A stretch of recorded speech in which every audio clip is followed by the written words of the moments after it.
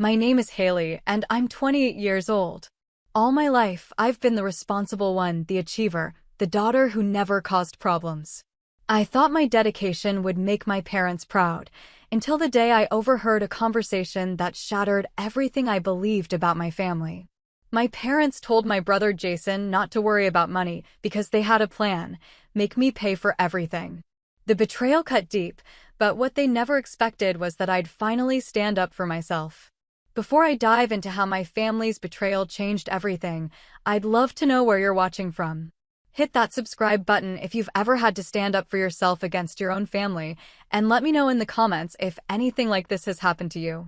Growing up in our middle-class home in Portland, the differences in how my parents treated Jason and me were subtle at first. Looking back now, I can see the pattern clearly, but as a child, I just accepted it as normal family dynamics. When Jason needed new football gear for the season, my parents never hesitated. The best cleats, premium pads, even private coaching when he struggled with his throwing technique. Meanwhile, I wore hand-me-downs from my cousin and used secondhand textbooks for my advanced placement classes. My parents would say, "Haley, you understand, don't you? Your brother needs this equipment to stay safe." I always nodded, always understood. The disparity extended beyond material things. My parents attended every single one of Jason's games, from Pee-wee football to high school varsity, rearranging work schedules and canceling appointments to cheer from the bleachers. But when I competed in academic decathlons or had important debate tournaments, they'd often miss them due to work commitments or prior engagements. I remember winning the state science fair in 10th grade and looking out at the audience, finding only my chemistry teacher there to congratulate me. I was the straight-A student, president of the science club, editor of the school newspaper, and volunteer at the local animal shelter. Jason maintains the averages, just enough to stay eligible for sports. He was popular and athletic, though not exceptional enough for college scholarships. When I'd bring home perfect report cards, my mother would nod and say, "That's nice, honey. You're naturally good at school." But when Jason managed to pull a B- in English, they'd celebrate with dinner at his favorite restaurant. The justifications were always the same: boys need more support and encouragement, or your brother struggles more than you do, or my father's favorite, "You don't need the praise, Haley. You know you're smart." So I accepted their explanations and pushed myself harder, thinking that maybe one day, with enough achievements, they'd show the same enthusiasm for my accomplishments as they did for Jason's mediocrity. At 16, I got my first job at the local library, shelving books after school and on weekends. I needed money for SAT prep books, college application fees, and the business casual clothes required for debate competitions. Meanwhile, Jason received a monthly allowance that was more than what I earned working 15 hours a week. When I asked about the discrepancy, my mother said, "Jason needs to focus on football. You're already so responsible with money, Haley." By 17, I was paying for my cell phone bill, all my clothes, and saving for college. Jason, at 19, still had his bills paid, drove a car our parents bought him for his 16th birthday, and received regular spending money deposits into his account. When he wrecked the car after a party his senior year, my parents dipped into their savings to buy him another one without hesitation. I graduated as valedictorian, with 7 acceptance letters to prestigious universities. My parents attended graduation, of course, but spent most of the event talking about Jason's upcoming football camp rather than my achievements or future plans. At the family celebration afterward, my father raised a toast to Haley, who never gives us anything to worry about, and to Jason, who we know is going to find his path soon. The summer before college, I worked 2 jobs, mornings at a coffee shop and evenings at the library. I was determined to have an emergency fund before leaving for university. Jason spent that same summer playing video games and hanging out with friends, occasionally picking up shifts at my uncle's construction company when he needed extra cash, but quitting whenever the work became too demanding. When August came, I left for the University of Washington on a full academic scholarship I'd earned through countless late nights studying and perfect SAT scores. My parents drove me to campus, helped unload my carefully budgeted dorm supplies, and left after lunch to get back home for Jason's football scrimmage. As their car pulled away, I stood on the steps of my residence hall, alone among hundreds of other freshmen surrounded by their families, and realized this moment perfectly symbolized my place in our family, an afterthought. I called home twice a week that first semester, dutifully reporting my straight A's and my part-time job at the campus bookstore. My parents always sounded distracted, eager to tell me about Jason's latest party or the new gaming system they'd bought him to help him relax after he'd failed 2 classes his first semester at community college. By Christmas break, Jason had dropped out of community college entirely. Rather than expressing disappointment, my parents announced they'd help him apply to Westfield University, a private college known more for its social scene than academics. He needs a fresh start, my mother explained over holiday dinner. Community college wasn't the right environment for him to thrive. I returned to university with a renewed determination to become completely self-sufficient. I added a finance minor to my business major, increased my work hours, and applied for every scholarship and grant available. I wasn't just building a future anymore, I was building an escape. My college years at the University of Washington were a blur of lectures, library study sessions, and part-time jobs. My academic scholarship covered tuition and basic fees, but everything else came from my own pocket. I worked 20 hours a week at the campus bookstore, plus weekend shifts at a local cafe. During summers, I took on full-time internships that paid just enough to cover my living expenses while building my resume. Meanwhile, Jason was thriving in his own way at Westfield University, where our parents paid the hefty $45,000 annual tuition without complaint. When I expressed surprise at their willingness to spend so much on a school with a mediocre academic reputation, my father explained, "It's not just about the education, Haley. It's about the connections he'll make. That's how business works in the real world." I wanted to point out that I was making my own professional connections through academic excellence and internships that I'd secured through competitive applications, but I swallowed the comment. This was a familiar pattern, different standards, different expectations. During my sophomore year, I called home excited about landing a competitive summer internship with a Seattle financial firm. My mother listened politely for about 2 minutes before interrupting. "That's nice, honey, but let me tell you about Jason's spring break trip." His fraternity rented a beach house in Cancun, and he met a senior whose father works on Wall Street. That same year, I received an email from my father asking if I could contribute to Jason's emergency fund. He'd overspent his monthly allowance and needed $800 to cover fraternity dues.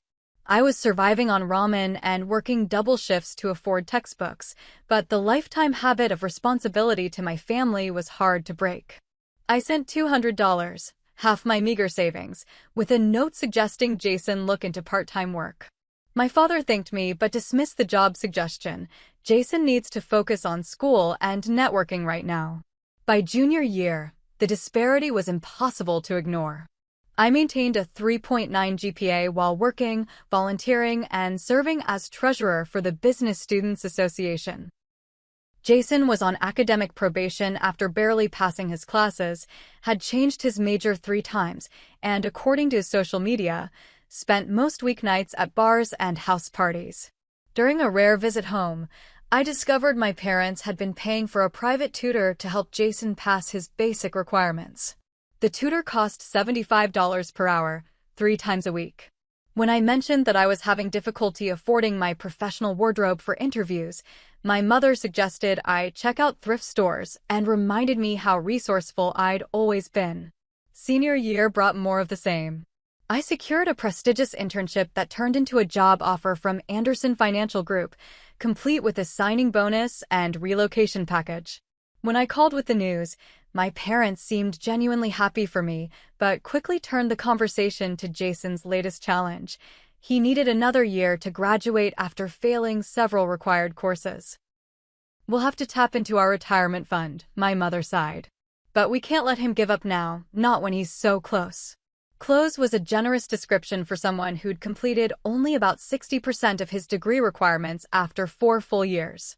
I graduated with honors, my name called among the top 10 business students in my class. My parents and Jason attended the ceremony, though Jason spent most of it texting and my parents left immediately after to get him back for a fraternity event. At dinner the night before, they'd presented me with a $100 gift card to a department store as a graduation gift. I later learned they'd given Jason a new MacBook Pro when he passed all his classes one semester. My first position at Anderson Financial started 2 weeks after graduation. I found an affordable apartment in Seattle, began building my professional wardrobe piece by piece, and started repaying my small student loans from living expenses. I opened a retirement account with my first paycheck and set up an automatic transfer to savings with each deposit. The financial discipline I'd learned from years of self-sufficiency was becoming my greatest asset. Jason eventually graduated after 6 years, with mediocre grades and no job prospects. Our parents hosted an extravagant graduation party, inviting extended family and friends to celebrate his perseverance. They gave him a luxury watch that I later discovered cost nearly $5,000. At the party, relatives kept asking him about his job search. He laughed it off. I'm taking some time to find the right fit. No point rushing into something that isn't perfect, right? My parents nodded approvingly at this, while I bit my tongue, remembering how I'd accepted a barista position the same day I'd been rejected from my top internship choice, determined to never ask my parents for money. After graduation, Jason moved back home while exploring his options. My parents converted their home office into what they called his transition apartment, complete with a new TV and sound system to make him comfortable during this stressful time. When I visited for Thanksgiving, I discovered they were not only providing free housing, but also covering his car insurance, cell phone, and giving him spending money for what my mother called networking events. But Jason's social media revealed to be bar crawls with his fraternity brothers. The contrast between our post-graduation experiences was stark. I was working 50-hour weeks, carefully budgeting every expense, and steadily building my savings and professional reputation. Jason was sleeping until noon, playing video games, and occasionally going on interviews for positions he was unqualified for, always finding reasons why they weren't the right culture fit. During a family dinner that Christmas, my parents announced they were investing in Jason's future by helping him start a business. My father proudly explained they'd help him launch a sports merchandise website targeting college alumni. I cautiously asked about the business plan, market research, and startup costs. My questions were dismissed as negativity. Not everything needs spreadsheets and 5-year projections, Haley, my father said. Sometimes you need to take risks to succeed. I offered to review their business plan using my financial training, even volunteering to connect Jason with a client who specialized in e-commerce startups. My mother patted my hand condescendingly. That's sweet, honey, but Jason and your father have this under control. They understand the market they're targeting. Later that evening, I overheard enough to realize they were liquidating $50,000 from their retirement account to fund this venture. When I expressed concern about the tax penalties and risk, my father became defensive. We believe in your brother. Why can't you? The familiar guilt trip worked as it always had. I apologized and retreated, silently calculating how this decision would impact their retirement timeline and wondering if they'd ever make a similar investment in my career. Jason's business launched with a professionally designed website that I later learned cost $15,000, inventory bought at retail prices rather than wholesale, and a marketing strategy that consisted mainly of Jason posting on his personal social media accounts.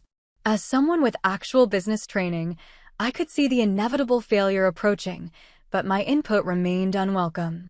8 months later, the business collapsed with less than $10,000 in total sales. The inventory sat in my parents' garage, the website subscription fees continued to drain their credit card, and Jason had already moved on mentally, talking about his new interest in becoming a personal trainer. I only learned about the full financial damage through a chance conversation with my mother's sister at a family wedding. It's such a shame about your parents covering Jason's business debts, she said. $65,000 is a lot to lose at their age. The figure stunned me. The original investment had been $50,000. Where had the additional $15,000 come from? Further discreet questioning revealed Jason had taken out business credit cards that my parents had co-signed, then maxed them out on business expenses that, based on his Instagram, seemed to include concert tickets, restaurant meals, and a weekend trip to Las Vegas for vendor meetings. That night in my hotel room, I called my parents to express concern about their financial situation. My mother immediately became defensive. "We're fine, Haley. These things happen in business. Not everyone succeeds on their first try. But retirement is only 10 years away," I pressed. "That's a significant setback."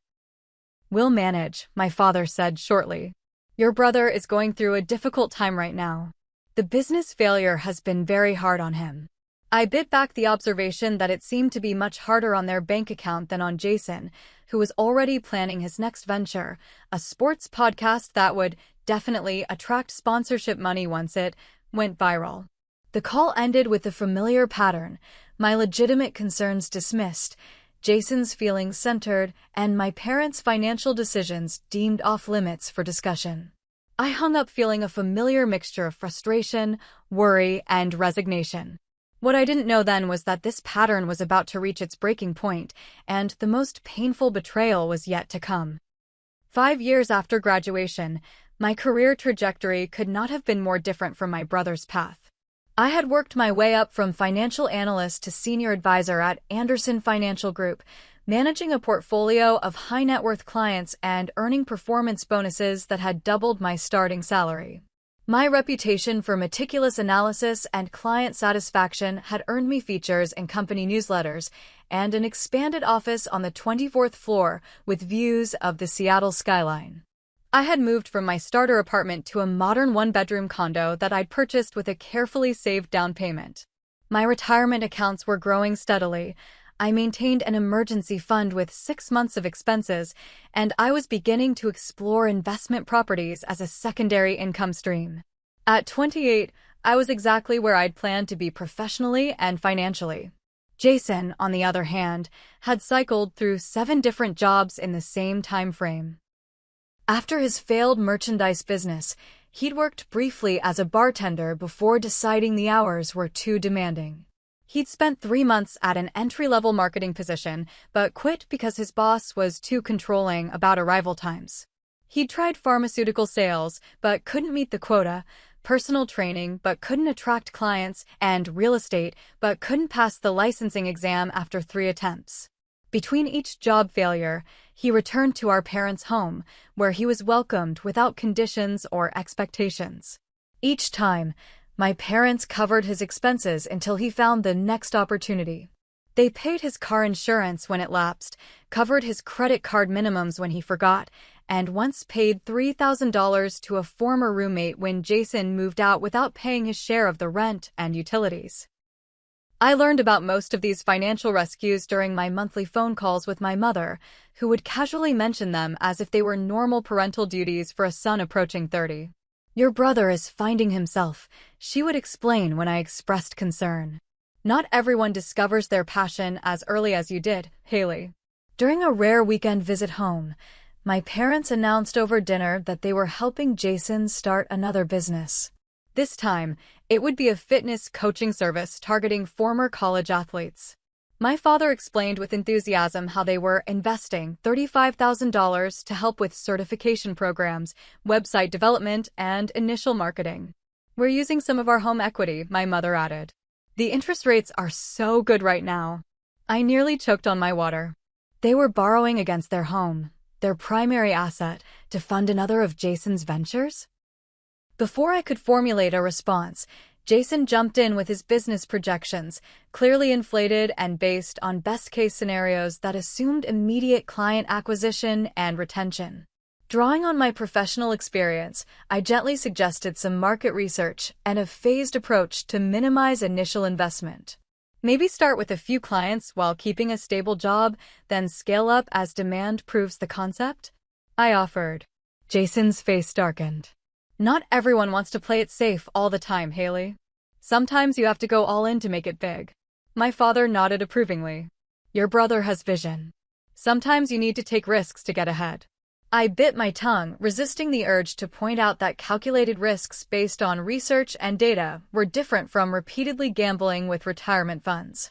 Instead, I offered to connect Jason with some of my colleagues who specialized in small business development. My offer was politely declined. The fitness coaching business launched with expensive branding, a premium website, and Jason posting daily motivational content wearing logo-emblazoned athletic wear that I later learned had cost over $2,000. Despite the social media appearance of success, the reality became clear when I visited 6 months later and found boxes of unused promotional materials in my parents' garage and Jason talking about his new interest in becoming a sports commentator.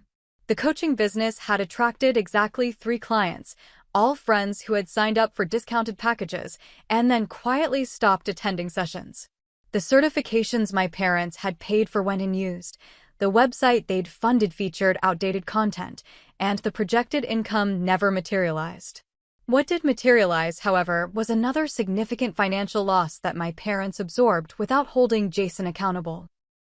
I discovered through casual conversation that they had taken out a second mortgage on their home to cover not just the business startup costs, but also to pay off Jason's accumulated credit card debt and fund a mental health trip to Hawaii after the business failed to gain traction. Meanwhile, my parents' retirement plans were growing increasingly precarious. My father was 62, my mother 60, and their planned retirement at 65 seemed less realistic with each passing year. During phone calls, they began making subtle comments about healthcare costs and housing prices, noting how their friends were moving in with adult children as they aged. The Andersons just sold their house and built a mother-in-law suite on their daughter's property, my mother mentioned casually. It makes so much sense financially. Plus, family should stick together, don't you think? I murmured non-committal agreement while a knot formed in my stomach. Were they suggesting what I thought they were? My one-bedroom condo could barely accommodate me, let alone additional family members. And the financial implications of supporting 3 additional adults were staggering. During a monthly family dinner I drove down for, Jason announced he had a new opportunity that required initial investment. He'd met someone at the gym who imported fitness equipment, and he wanted to become a regional distributor. All he needed was $25,000 for the initial inventory order. My parents exchanged looks I couldn't quite interpret. My father cleared his throat. "We'll need to think about this one, son.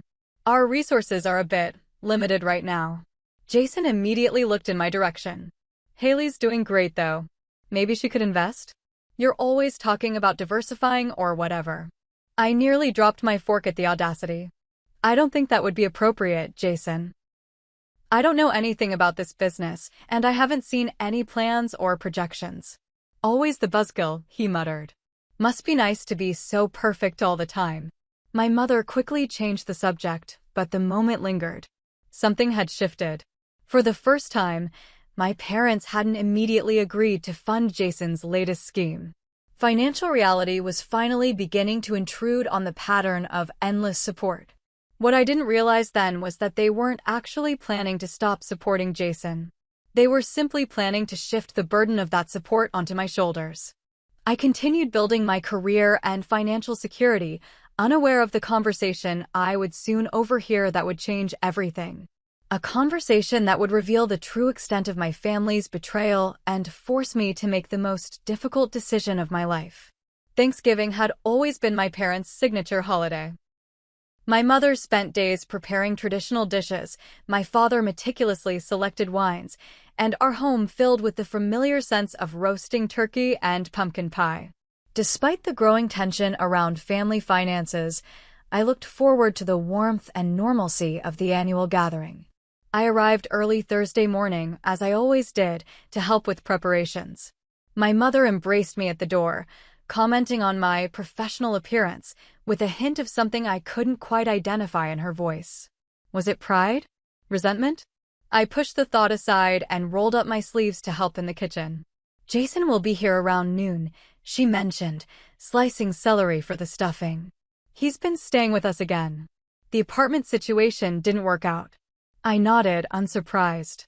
Jason had moved into a luxury apartment building 3 months earlier, despite having only part-time work as a gym assistant. The math hadn't made sense then, and apparently, reality had caught up with him.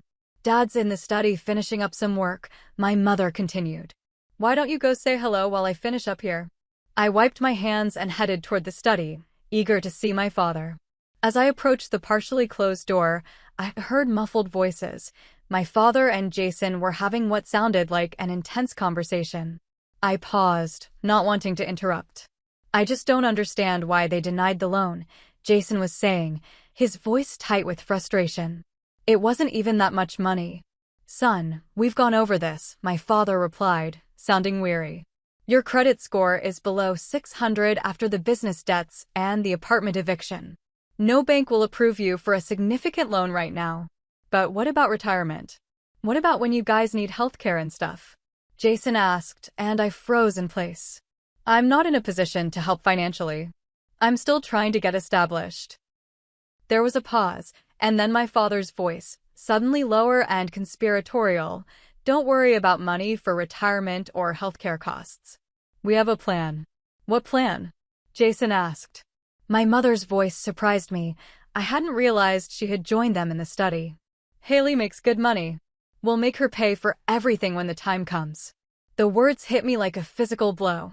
I gripped the hallway wall for support, blood rushing in my ears. "She's always been the responsible one," my father continued. "She won't let us struggle. We've been setting the expectation for years that family takes care of family. And she's doing so well with that finance job," my mother added. "6 figures already, from what I gathered from that award announcement she sent us. That's more than enough to support us and help you if you need it." Jason's laugh, relieved and slightly smug, made my stomach turn. "The family ATM, huh? I guess all that boring responsibility stuff finally pays off for someone besides her." "She owes us," my father said in a tone I'd never heard him use before. "After all we've done, raising her, supporting her." "Supporting her?" Jason scoffed. "She's been supporting herself since she was 16. That was her choice," my mother replied dismissively. "She always wanted to be independent. Now that independence can benefit the whole family." I stood frozen, unable to process what I was hearing. My own parents were counting on exploiting my financial success and sense of obligation to fund not only their retirement, but potentially my brother's continued lifestyle of minimal effort and maximum entitlement.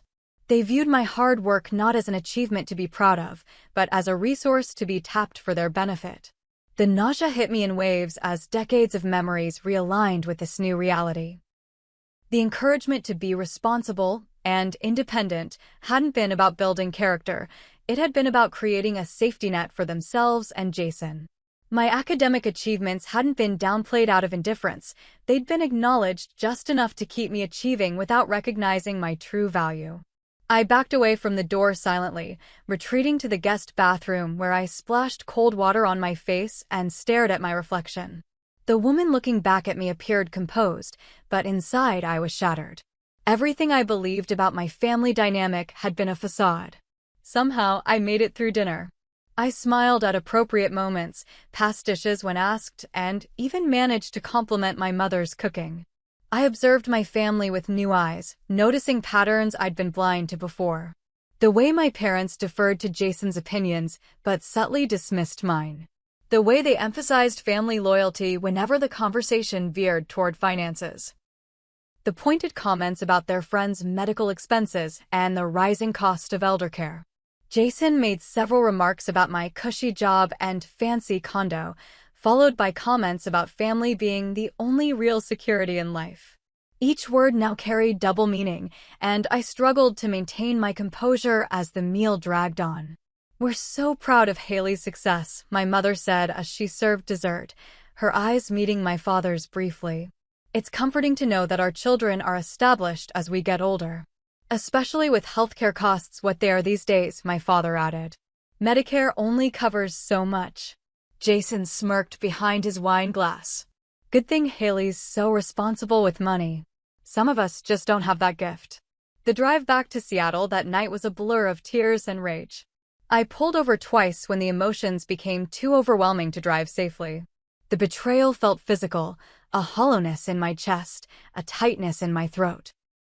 The family I had worked so hard to please, whose approval I had sought through achievement and responsibility, had been calculating my value in dollars and cents all along. I couldn't sleep that night. I lay awake reviewing every family interaction with new understanding. The pride I once felt in being the responsible one curdled into resentment as I realized I'd been groomed for financial exploitation. The modest gifts, the minimal support, the constant reinforcement of family obligation, all designed to ensure I would step up when the time came to support 3 adults who had made poor financial decisions. By morning, exhausted but clear-eyed, I knew I needed to protect myself. The family dynamic wasn't going to change unless I changed it. The painful truth was that I had been valued not for who I was, but for what I could provide. And as that reality settled into my consciousness, I began to formulate a plan. I would not confront them immediately. That would only trigger denial and emotional manipulation. Instead, I would gather information, secure my finances, and prepare for the inevitable confrontation. I would document the years of inequity, calculate the financial disparity in how my brother and I had been treated, and build an irrefutable case. Most importantly, I would begin the painful process of disentangling my sense of self-worth from my family's approval. The revelation of their true intentions was devastating, but it also offered a strange kind of freedom. If their love was conditional on financial support, was it really love at all? As the sun rose over Seattle, I made a promise to myself. I would never allow my family to drain away the security I had built through years of hard work and sacrifice. I would establish boundaries that protected my financial future and my emotional well-being. And I would confront the painful truth that the family I thought I had existed only in my imagination. The path ahead would be difficult, but for the first time, I would be walking it with open eyes. The week after Thanksgiving passed in a fog of emotional turmoil. I went through the motions at work, maintaining my professional demeanor while internally processing the magnitude of my family's betrayal. By the weekend, I knew I needed help sorting through my conflicting emotions and developing a plan. I scheduled an appointment with Dr. Melanie Chin, a therapist I'd seen briefly after a difficult breakup 2 years earlier. In her calm office overlooking Pike Place Market, I recounted the conversation I'd overheard and the lifetime of patterns that suddenly made sense in its context.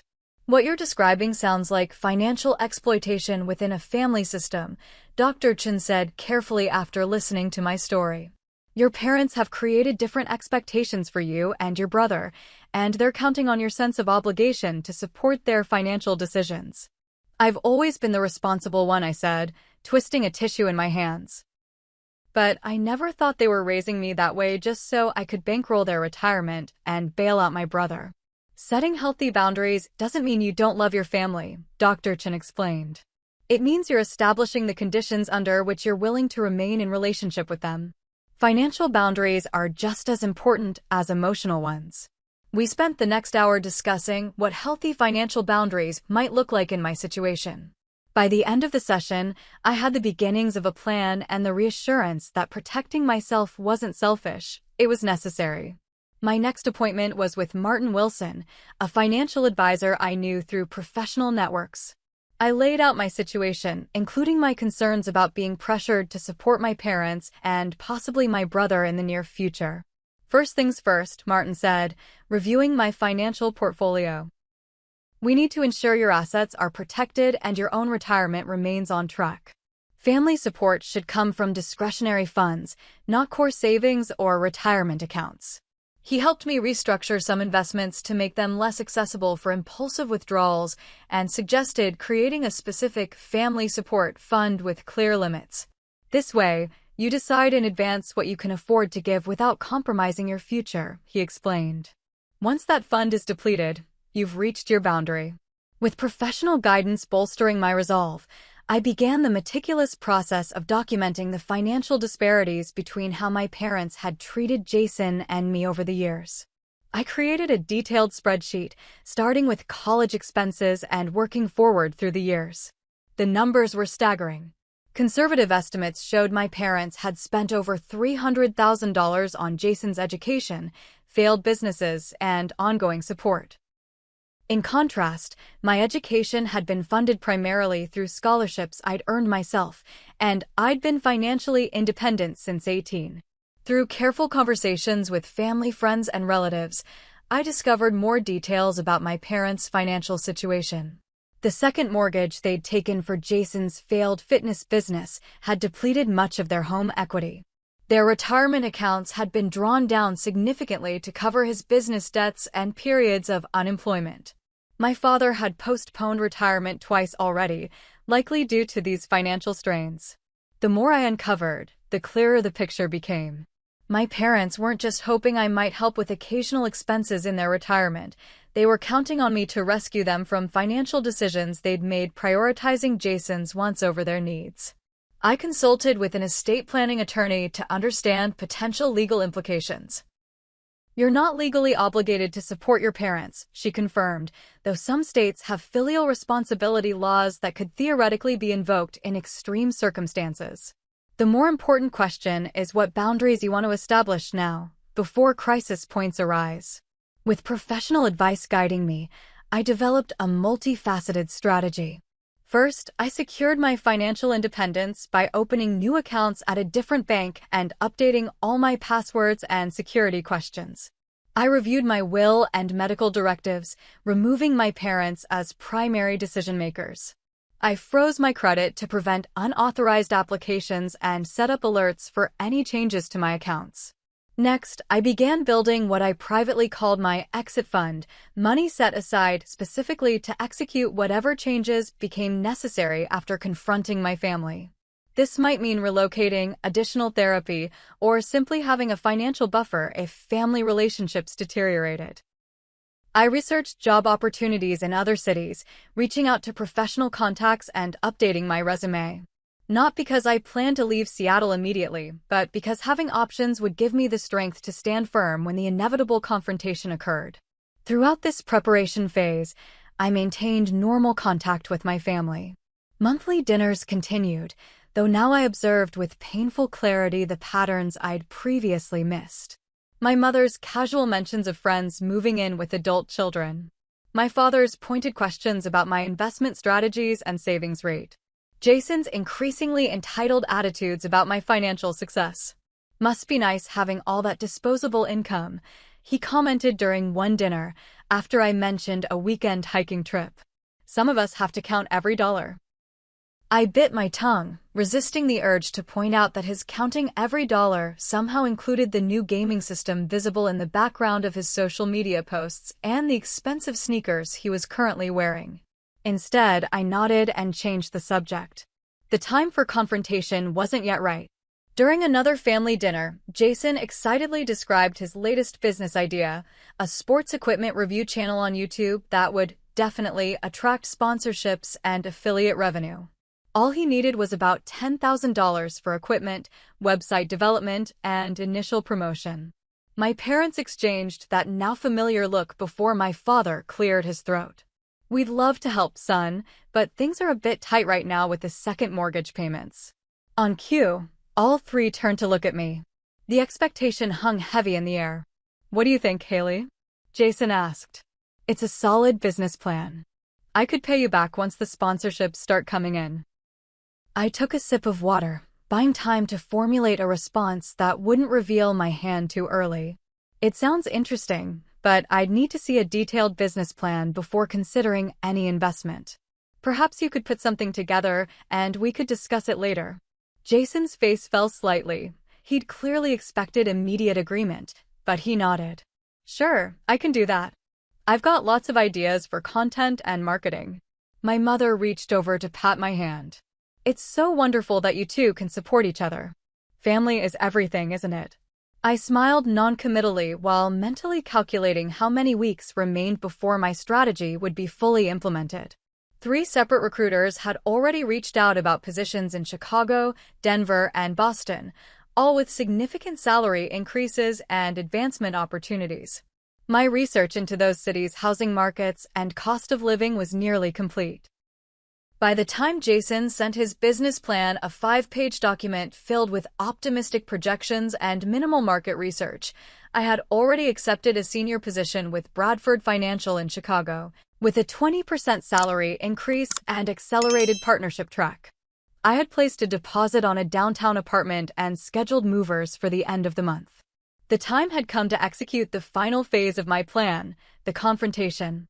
I scheduled a special family dinner at my parents' home, ostensibly to discuss Jason's business proposal and some exciting news of my own. I prepared 3 copies of my financial documentation, organized in a professional binder with clearly labeled tabs and executive summary. I rehearsed key talking points with Dr. Chin and planned responses to likely emotional manipulations. As the day approached, I felt a strange calm replace the turmoil of recent months. The research, planning, and preparation had transformed my pain into purpose. I was no longer the blindsided daughter reeling from betrayal. I was a clear-eyed adult reclaiming my agency and establishing necessary boundaries. Whatever happened at that dinner would change my family relationships forever. But for the first time in my life, I was prepared to prioritize my well-being over their expectations. The family ATM was closing permanently, and it was time they knew it. I arrived at my parents' house with 3 identical binders tucked under my arm and a strange sense of calm.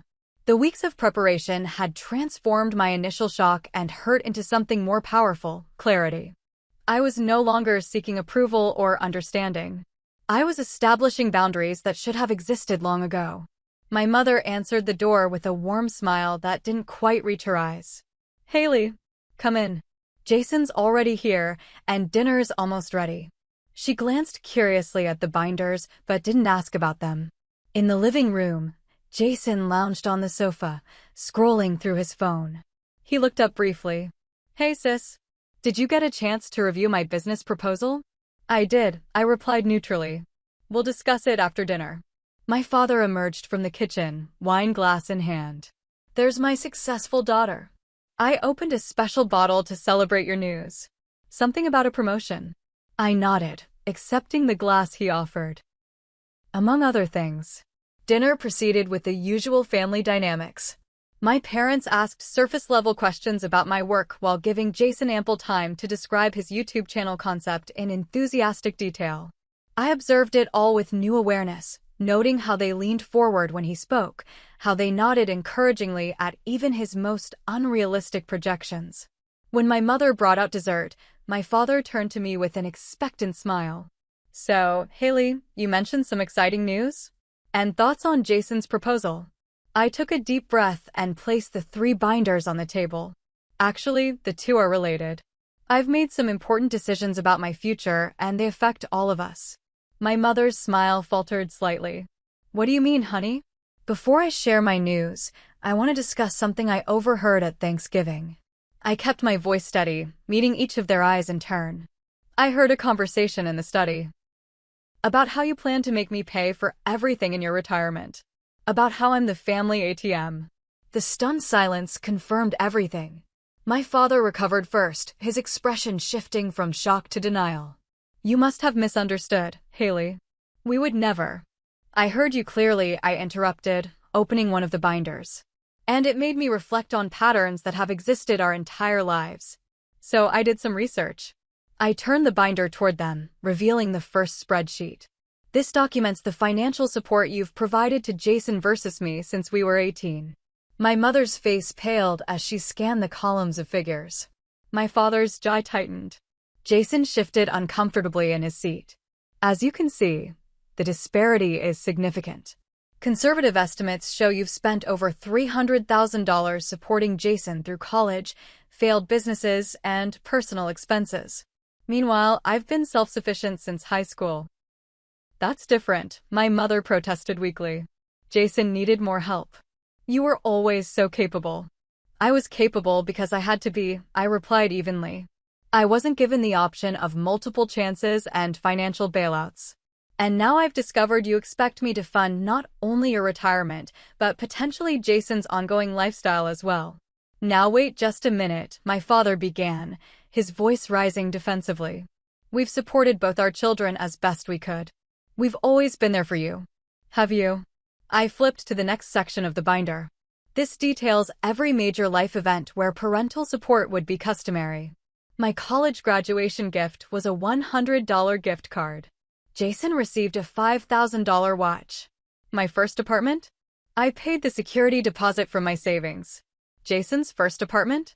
You paid the deposit, first 3 months' rent, and furnished it. Jason's face flushed with anger. This is ridiculous. You're just jealous because... I'm not jealous, Jason. I'm establishing boundaries.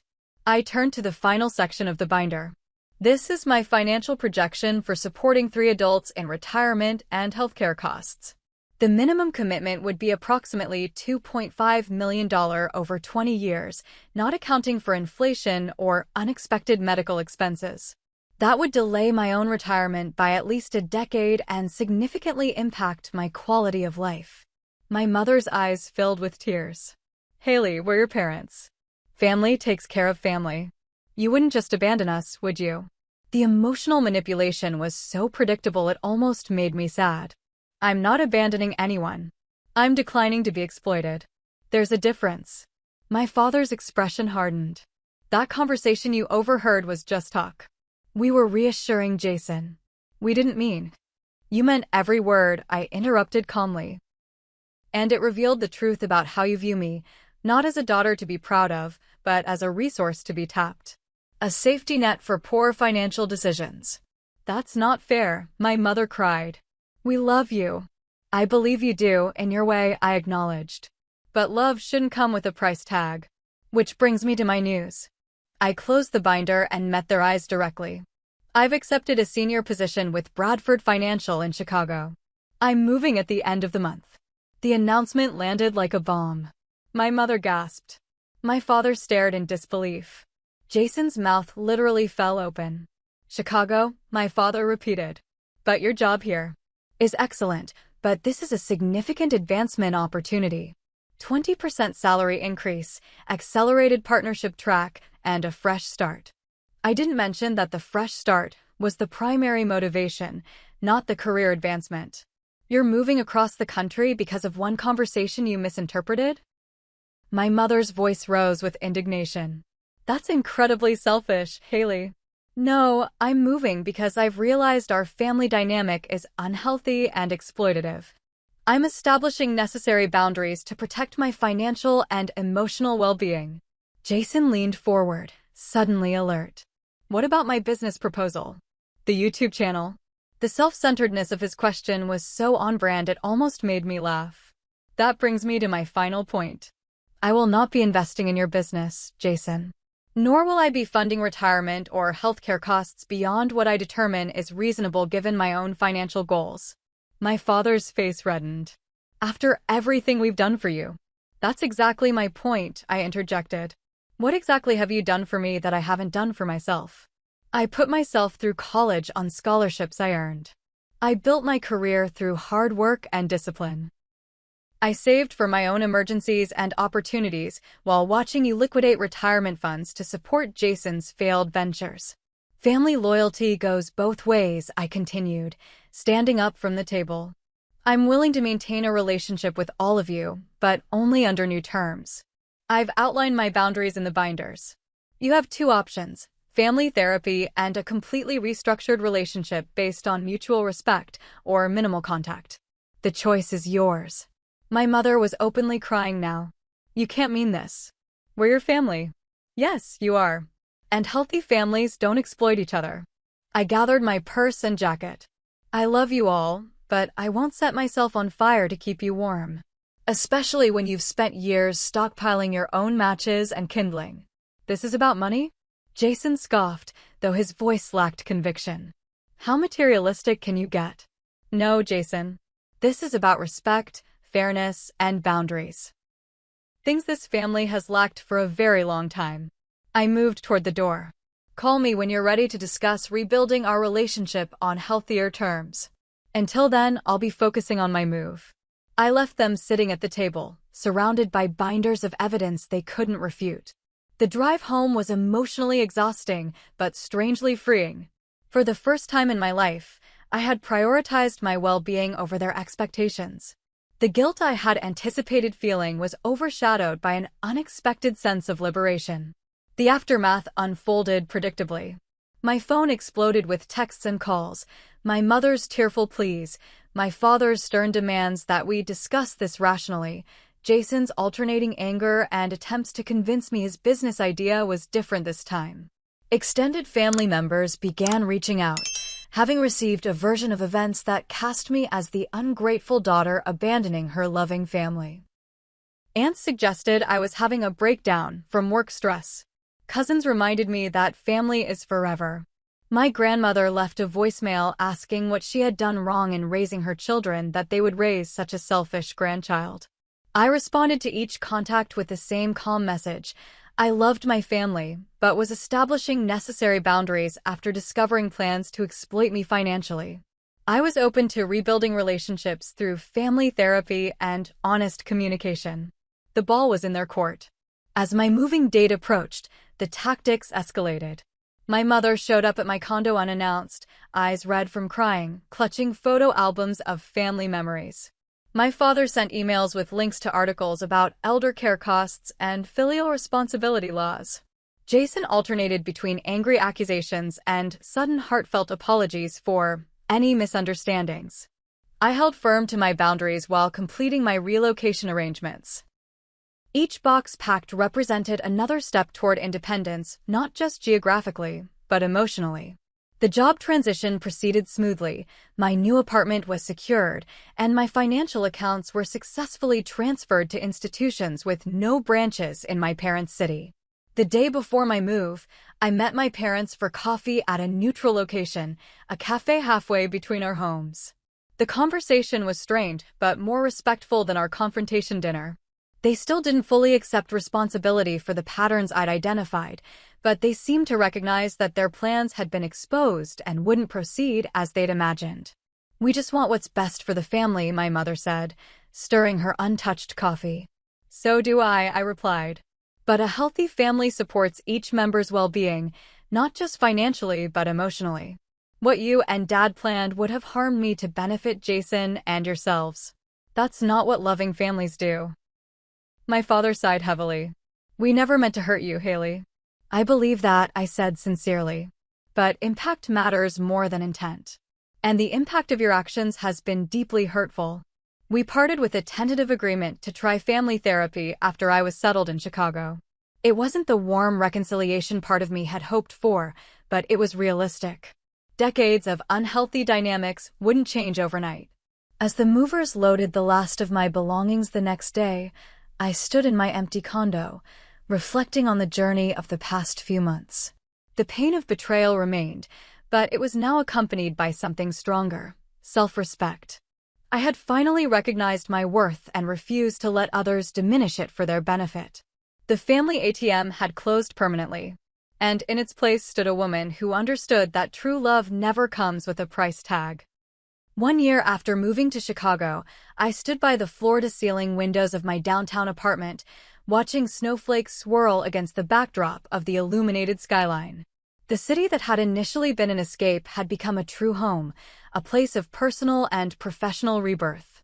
My position at Bradford Financial had exceeded expectations. Within 6 months, I'd been assigned a portfolio of high-net-worth clients who appreciated my analytical approach and transparent communication. My team had recently completed a complex merger that earned commendations from the senior partners and positioned me for the promotion track I'd been promised. But the professional success, while satisfying, wasn't the most significant change in my life. The real transformation had occurred within myself and in the relationships I'd built in my new city. Dr. Melissa Rivera, my therapist in Chicago, had helped me work through the complex emotions surrounding my family's betrayal. "What you experienced was financial gaslighting," she explained during one particularly insightful session. "They trained you to believe your success was obligated to them, while simultaneously dismissing the work it took to achieve that success." Through weekly sessions, I unpacked the patterns of my childhood and early adulthood. I examined how my self-worth had become entangled with achievement and usefulness to others. I grieved for the unconditional family love I had never truly experienced and gradually accepted that this loss wasn't my fault. Grief isn't just for death, Dr. Rivera explained. Sometimes we need to grieve the family we thought we had, or the one we deserved but never received. The healing process wasn't linear. Some days brought clarity and strength. Others found me looking at old family photos, wondering if I had made the right decision in creating such firm boundaries. But with each passing month, the painful grip of betrayal loosened, replaced by a growing sense of self-compassion and inner peace. My social circle in Chicago evolved organically, beginning with colleagues who invited me to weekend brunches and book clubs.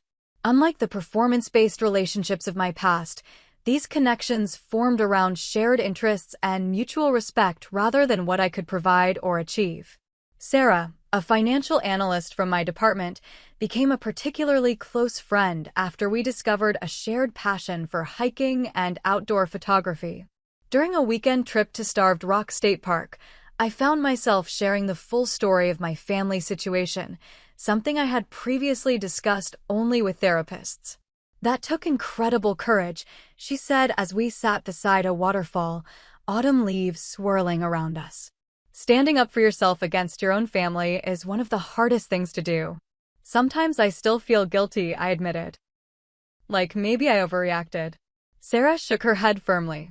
From what you've described, you didn't just set boundaries. You probably saved your entire financial future.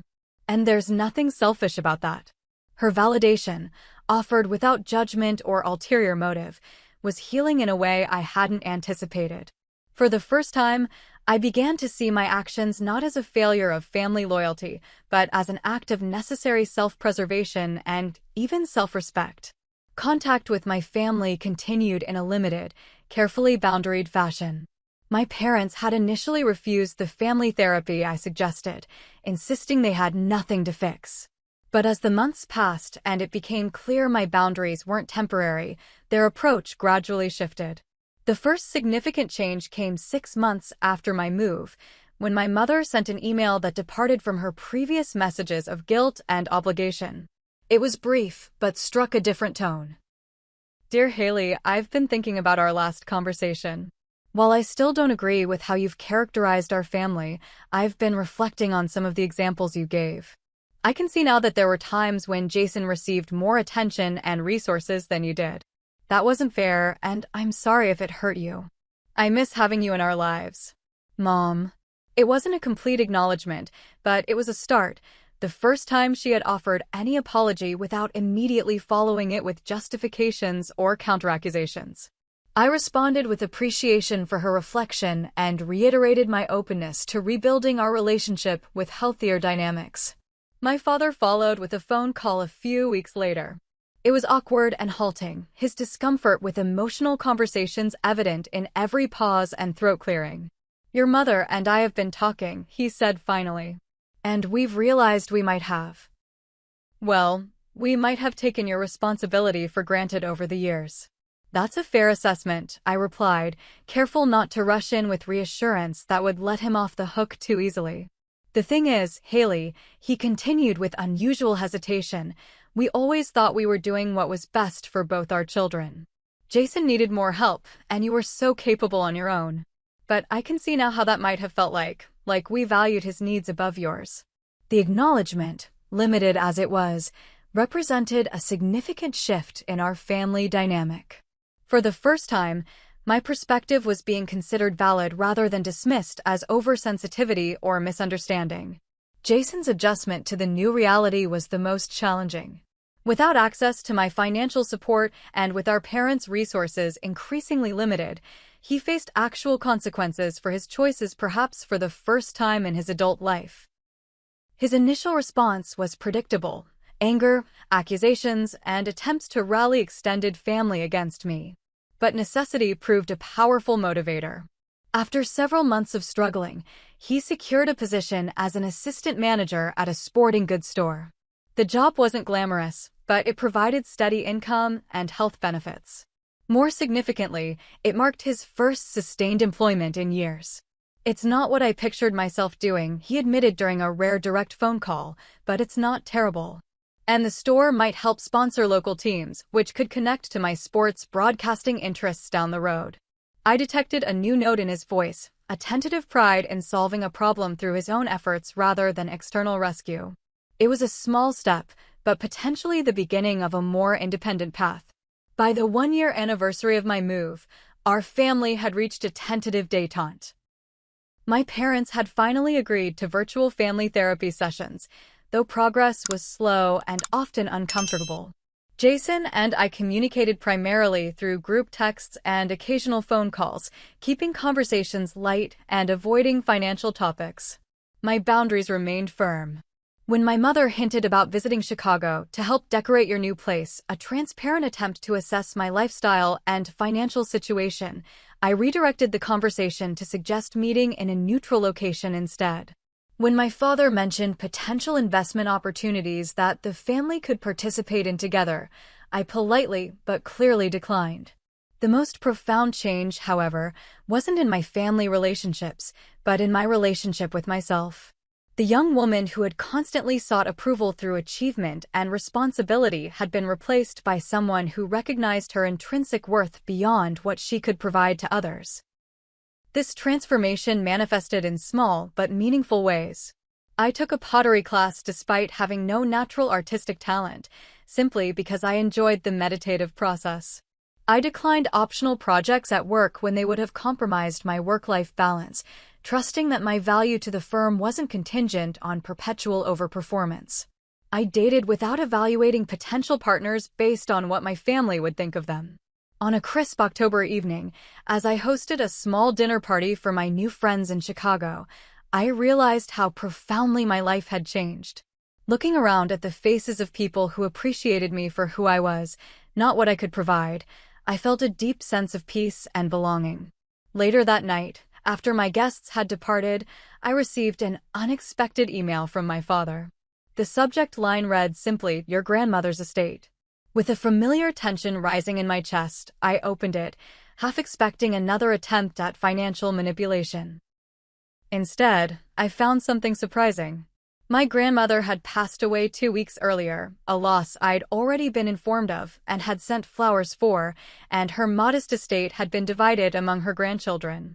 My father's email contained no demands or expectations, only the information that my share would be transferred to my account within the month and a suggestion that she would have wanted you to use it for something that brings you joy.